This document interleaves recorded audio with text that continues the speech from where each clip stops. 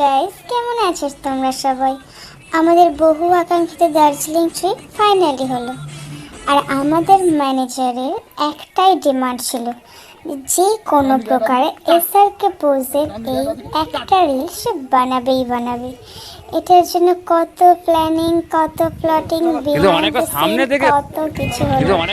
কতবার গিয়ে সবাইকে দেখে, কখনো দুজন, কখনো তিনজন, কখনো চারজন, কখনো আবার 5-6 জন, কখনো স্যারের ডান্স, সব মিলিয়ে একদম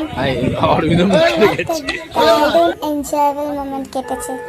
এবং ফাইনালি সেটা ক্রিয়েট হয়েছে। স্যারের ডান্সটা জাস্ট দেখ, অসাম।